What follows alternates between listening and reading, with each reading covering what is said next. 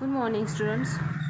સો આજે આપણે એક લાસ્ટ એક્ઝામ્પલ જોઈ લઈએ ડિઝાઇન ઓફ ટેન્શન મેમ્બર માટે. રાઈટ, શું કહે છે? ડિઝાઇન અ ટાઈ મેમ્બર. અહીંયા આપણને ખબર કેવી રીતે પડશે કે એક્ઝામ્પલને જોઈને કે આપણો જે મેમ્બર જે છે એ ટેન્શન છે કે કમ્પ્રેશન છે કે બોલ્ટેડ કનેક્શન છે કે વેલ્ટેડ કનેક્શન છે. રાઈટ, તો આપણને એ ખબર પડશે અહીંયાથી કે જે ટાઈ મેમ્બર મતલબ ટાઈ મેમ્બર એટલે શું આવશે?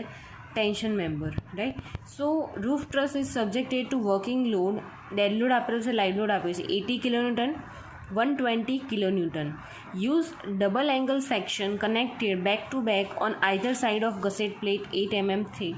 Use bolted connection. Fy તમને આપેલો છે 250, Fu આપ્યું છે 410 for both members and both materials. Right, what will be the capacity of the angles are connected on the same side of gusset plate.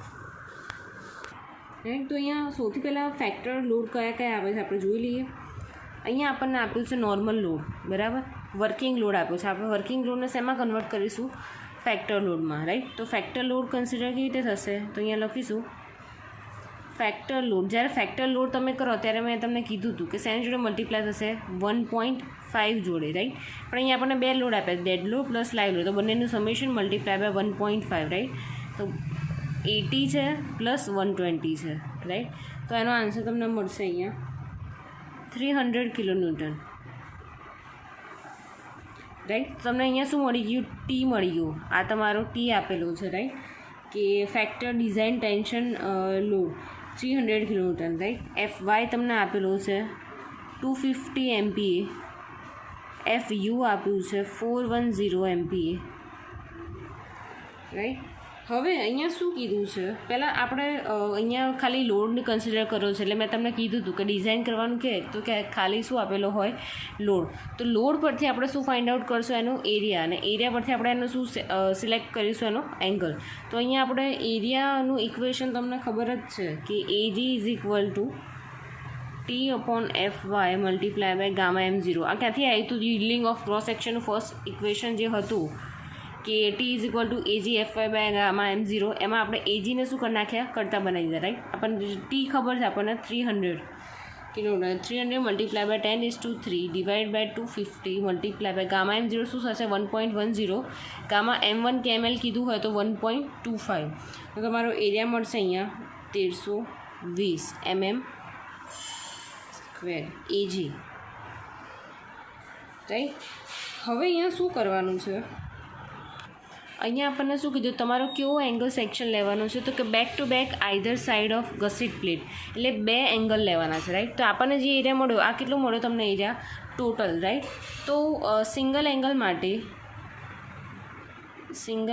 માટે એનો એરિયા કેટલો થશે? તો કે 1320 ડિવાઈડ બાય 2, મે બી એનો કંઈક 660 mm² આન્સર આવશે. રાઈટ, હવે mm² તમે સેન્ટીમીટર સ્ક્વેરમાં કન્વર્ટ કરો તો 6.60 cm² એવું કંઈક થશે.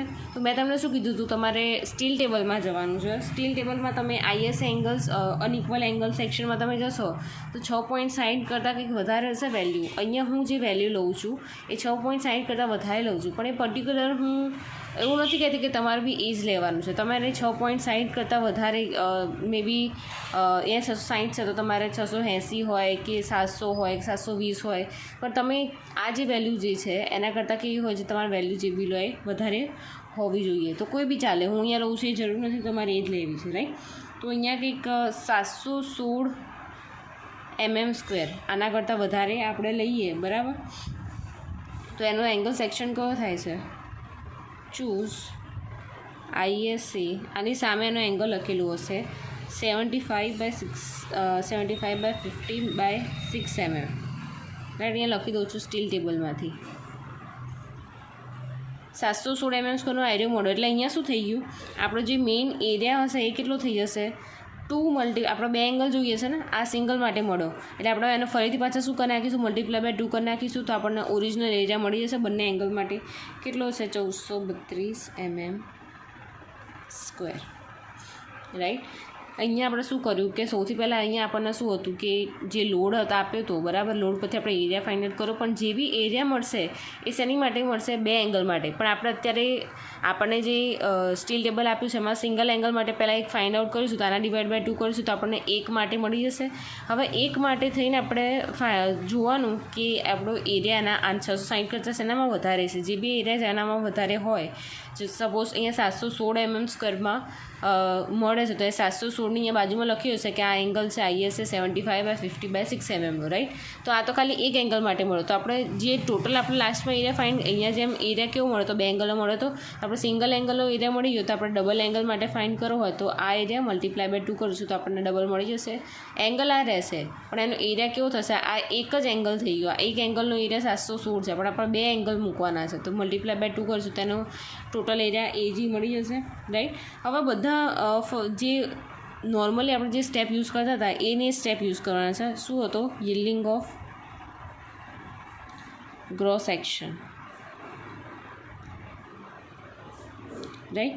Yielding of gross section equation શું હતું? TDG = AG FYY gamma M0. AG કેટલો છે? 1432, FY છે 250 અને ગામા M0 છે 1.10. તમારો આન્સર આવશે 325.45 કિલો ન્યૂટન. હવે આ આન્સરને મેં શું કીધું હતું તમારે કમ્પેર શેની જોડે કરવાનું? આપણને જે ઓરિજિનલ આન્સર છે એની સાથે કમ્પેર કરવાનું, રાઈટ. તો આપણને 300 આપ્યો છે ને અહીં આપણને મળ્યો 325, મતલબ 300 કરતાં કેવો થઈ ગયો? વધારે. તો આ કેવો થઈ ગયો? ઓકે થઈ ગયો, રાઈટ. તો આ આપણું હતું ફર્સ્ટ સ્ટેપ. પછી આપણે શું કરવાનું છે? બોલ્ટ ડિઝાઇન કરવાનું છે, right. So design of bolt. હવે design of bolt find out કરવા માટે આપણે ઉપર એક્ઝામ્પલમાં જોવાનું કે આપણને ક્યાંય આપેલું છે કે તમારે આટલો બોલ્ટ લેવાનો છે કે નથી લેવાનો, રાઈટ. તો અહીંયા આપણને એવું ક્યાંય મેન્શન નથી કર્યું, બરાબર. તો આપણે આપણી રીતે અઝ્યુમ કરી લેવાનો કે diameter of bolt is equal two 20 mm, right. તો તમારો D0 કેવો થશે? 20 + 2 22 mm. હવે શું એનું ફાઇન્ડ કરવાનું? પીચ ડિસ્ટન્સ પછી end distance, right. Pitch distance મતલબ 2.5 × D, 1.7 × D0, રાઈટ. 2.5 × D કેટલો છે? 20. તો આનો આન્સર મળશે તમને. અને અહીંયા 1.7 × અહીંયા 22 છે, તો આનો આન્સર મળશે 50 mm. અને એનો આન્સર અહીંયા મળશે તમને 37.4, રાઈટ. એટલે આપણે રાઉન્ડ અબાઉટ લખી દઈશું 40 mm. પીચ ડિસ્ટન્સ મળી ગયું, એન્ડ ડિસ્ટન્સ મળી ગયું. હવે આપણે શું ફાઇન્ડ આઉટ કરવાનું છે? Number of bolt required. કેટલા નંબર ઓફ બોલ્ટ્સ રિક્વાયર્ડ છે? તો એ નંબર ઓફ બોલ્ટ્સ રિક્વાયર્ડ મેં તમને લાસ્ટ ટાઈમ યાદ હોય તો મેં તમને કીધું હતું કે સિંગલ શિયર અને ડબલ શિયર માટે પહેલાં શું આવે? એનો લોડ, જે ઓરિજિનલ લોડ આપ્યો છે લોડ ડિવાઈડ બાય એની સ્ટ્રેન્થ ઓફ બોલ્ટ. આપણને 20 mm ડાયામીટરનો બોલ્ટ છે, તો મેં લાસ્ટ ટાઈમ એક્ઝામ્પલમાં મેં તમને આ કરાવડાવ્યું હતું, રાઈટ. કે 20 mm બોલ્ટ હોય સિંગલ શિયરમાં હોય. સિંગલ શિયર મતલબ સિંગલ એંગલ, બરાબર. એક જ એંગલ જે કનેક્ટેડ કરેલો હોય અને અહીંયા ડબલ એંગલ છે, રાઈટ. તો આપણે અહીંયા કેવું જોઈએ છે? ડબલ એંગલ માટે જોઈએ તો 20 mm માટે એની સ્ટ્રેન્થ કેટલી થઈ જશે બોલ્ટની? 19.6, રાઈટ. તો અહીંયા 300 / 19.6 કરીશું તો તમને આન્સર મળશે 3.31. 3.31 જેવો આન્સર મળશે. એટલે આપણે એને કહી શકીએ તો કે 4 numbers of bolts provided, right. તો આપણે એની ફિગર અહીંયા ડ્રો કરી નાખીએ.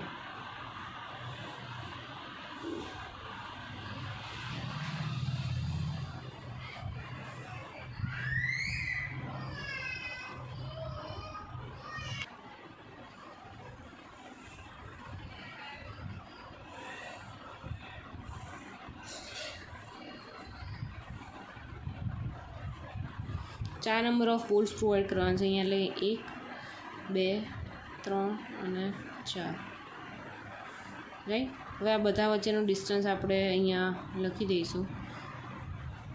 And distance, pitch distance. Pitch distance 50 50 હતું, એટલે સેન્ટર. પીચ ડિસ્ટન્સ મતલબ centre to centre distance between bolts. અને એન્ડ ડિસ્ટન્સ મતલબ અહીંયા આ જે એન્ડ બાજુ છે એ, બરાબર. કરી નાખ્યું ડ્રો. હવે અહીંયા ગેજ ડિસ્ટન્સ આપણે લેવાનું છે આટલું. ગેજ ડિસ્ટન્સ કેટલું તમને મળશે? તો કે 60% ઓફ કનેક્ટેડ લેગ. પહેલાં તો અહીંયા ગસેટ પ્લેટ ડ્રો કરી નાખીશું. આ રહી ગઈ તમારી ગસેટ પ્લેટ. હવે back to back angle section કીધા છે અહીંયા, રાઈટ.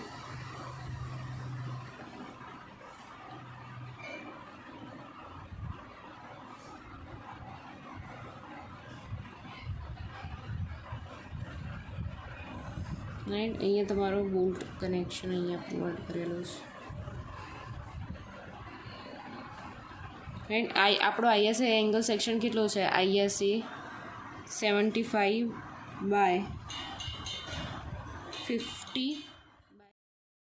ઓકે, તો 75/50/6, રાઈટ. એટલે 50 એટલે આ થઈ ગયા તમારા 50, આ બી થઈ ગયા 50, આ તમારો 6 થિકનેસ, રાઈટ. આ બી તમારી થિકનેસ 6. 75 એટલે ટોટલ સાઈડ હોય. 75ના તમે 60% કરો તો તમને ઓલમોસ્ટ કંઈક 45-35નો રેશિયો, 45-30નો રેશિયો મળશે. મે બી 45-30 આસપાસ રેશિયો મળશે. મતલબ આપણે ટૂંકમાં શું કરવાનું, મેં તમને કીધું હતું ગેજ ડિસ્ટન્સ જે હોય મેક્સિમમ લેવાનું. તો અહીંયા આપણે 40 લઈ લઈએ, રાઈટ. તો અહીંયા શું આવશે તમારું 35. તમારું જે ગેજ ડિસ્ટન્સ છે ઓલવેઝ કેવું લેવાનું? વધારે લેવાનું, રાઈટ. તો અહીંયા બી થઈ જશે આ 40 અને આ થઈ ગયું 35 તમારું, રાઈટ. તો હવે આપણું સેકન્ડ સ્ટેપ છે એ કયું છે? રપ્ચરનું, રાઈટ. રપ્ચરનું ઇક્વેશન છે આપણે. એમાં શું જોઈએ છે અલગ અલગ? તો પહેલાં ડબલ્યુ જોઈશે, આઉટસ્ટેન્ડિંગ લેગ વિડ્થ. કેટલી છે outstanding leg width? 50 mm. BS shear leg width, right. Shear leg વિડ્થનું ઇક્વેશન શું હતું? કે W plus gauge distance minus thickness. W આપણું શું છે? 50. ગેજ ડિસ્ટન્સ છે આપણું 40 માઇનસ થિકનેસ કેટલી છે? 6. તો આપણને મળશે 84 mm, રાઈટ. LC શું છે? તો centre to centre distance between balls. એટલે કેટલું છે? એક સેન્ટર ટુ સેન્ટર ડિસ્ટન્સ અહીંયા કેટલા છે આપણી પાસે? 1 2 3 અને 3 કે 50ના હશે એટલે 3 × 50 એટલે તમારો આન્સર આવશે અહીંયા 150 mm, રાઈટ. તો બીટાનું ઇક્વેશન હતું 1.4 - 0.076 W/T Fy/Fu BS/LC, રાઈટ. અહીંયા 1.4 - 0.076 W કેટલો છે? 50 ડિવાઈડ બાય થિકનેસ છે તમારી 6, FY 250, FU 410, BS છે મળ્યો તમારો 84 અને LC મળ્યો 150. તમારા બીટાનો આન્સર શું આવશે? 1.184, જે આપણે 0.7 કરતાં વધારે હોવા જોઈએ. તો આનો એક ચેક ઓકે થઈ ગયો. સેકન્ડ ચેક જે છે એ તમારે જોઈ લેવાનું, કેલ્ક્યુલેટ કરી લેવાનું, રાઈટ. આપણે એક ચેક અહીંયા કરી નાખ્યું. પછી આપણે શું ફાઇન્ડ આઉટ કરવાનું છે? ANC અને AG0. ANC એટલે મેં તમને કીધું હતું કે net area of connected leg, connected એરિયાનો લેગ. અહીંયા મેં તમને શું કીધું હતું? આના સેન્ટર ટુ સેન્ટરથી આપણે કેલ્ક્યુલેટ કરીશું, રાઈટ. એટલે આપણો એનો net area of connected leg total કેટલું છે? 50 માઇનસ 6/2. અહીંયા આપણે હાફથી અહીંયા સેન્ટરથી કન્સિડર કરવાનું છે એટલે આટલું બેક થઈ જશે એટલે -6/T net area of connected leg કીધું છે, રાઈટ. કનેક્ટેડ લેગ કીધું છે. કનેક્ટેડ લેગ માટે અહીંયા આવશે 75. કનેક્ટેડ આયરો છે, રાઈટ. એટલે 75 - 6/2 -22 નેટ એરિયા કીધું એટલે એમાંથી જે બી પાસ થતો એ બધું શું થાય? માઇનસ. તો અહીંયા હોલ પાસ થશે બોલ્ટનું, તે માઇનસ કરી નાખીશું. મલ્ટીપ્લાય બાય ઇટ્સ થિકનેસ કેટલી છે? 6. તો તમારો અહીંયા આન્સર મળશે 300 mm². હવે પછી શું છે? Cross area of outstanding leg. Outstanding leg એટલે આયરો થયો તમારો 50. તો 50 - 6/2 multiply by its thickness, right. તો આનો આન્સર આવશે 282 mm². હવે એનું ઇક્વેશન શું હતું? TDNનું ઇક્વેશન હતું 2 × 0.9 ANC FU / Γ_m1 plus beta AG0 FY / Γ_m0. તો આ જેટલી બી વેલ્યુ મળે બધી તમે આમાં પુટ આઉટ કરશો. અહીંયા બીજું કે મેં આ 2 કેમ લખ્યું મલ્ટીપ્લાય બાય, કારણ કે આપણે આ જે મળશે એ સિંગલ એંગલ માટે મળશે, રાઈટ. મલ્ટીપ્લાય બાય 2 કરશું એટલે આપણે ડબલ એંગલ માટે મળી જશે. તો એનો આન્સર આવશે 328.88 કિલોન્યુટન, કે જે આપણા 300 ન્યૂટન કરતાં કેવા છે, વધારે છે. આ સેકન્ડ ઇક્વેશન આવી ગયું અને આ કેવું થઈ ગયું, ઓકે થઈ ગયું, રાઈટ. હવે આપણું લાસ્ટ સ્ટેપ છે step number 3, block shear, right. જ્યારે બ્લોક શિયરનું આવે ત્યારે 4 ટર્મ લખી દેવાની, AVG, AVN, shear gross, shear net, ATG, tension in gross, અને ATN, tension in net area, right. તો VG એટલે શિયરનો એરિયા કયો કહેવાશે, તો કે અહીંયાથી આ બોલ્ટના સેન્ટર સુધીનો આખો એરિયા કેવો કહેવાશે, શિયર કહેવાશે. તો એમાં જોવાનું કે 50 કેટલી વાર આવ્યા, 3 વાર આવ્યા, પ્લસ 40. તો અહીંયા લખી દઈશું કે 3 × 50 પ્લસ 40, રાઈટ. અહીંયા ગ્રોસ કીધું છે એટલે એમાં ગ્રોસ કીધું એટલે આખો લેવાનો, મલ્ટીપ્લાય બાયની થિકનેસ. તો આનો આન્સર મળી જશે તમને 1140 mm². હવે આ જ એરિયામાં બોલ્ટ જેટલા પાસ થતા એ શું કરી દેવાના, માઇનસ કરી નાખવાના. તો આ એમનું એમ આવશે 3 × 50 પ્લસ 40 એમનું એમ આવશે. હવે કેટલા બોલ્ટ છે, તો 1, 2, 3 અને અહીંયા હાફ એટલે 3.5 બોલ્ટ, એટલે -3.5 મલ્ટીપ્લાય બાય હોલની સાઇઝ છે 22 મલ્ટીપ્લાય બાય 6, તો એનું આવશે 678 mm². હવે એવી રીતે ટેન્શન એરિયાનું ફાઇન્ડ આઉટ. ટેન્શન એટલે આટલું એરિયા આના સેન્ટરથી, એટલે કે આટલું એરિયા, રાઈટ. તો આટલું આપણને ખબર છે કેટલો છે, 35 છે. તો અહીંયા શું આવશે, 35 મલ્ટીપ્લાય બાય 6, તો 210 mm² એનો આવ્યો. TN એમાંથી કોઈ પાસ થાય છે કે હા, હાફ બોલ્ટ પાસ થાય છે. તો કે અહીંયા 35 માઇનસ 0.5 અડધો બોલ્ટ મલ્ટીપ્લાય બાય 22 હોલની સાઇઝ મલ્ટીપ્લાય બાય 6, તો આનો આન્સર આવશે 144 mm².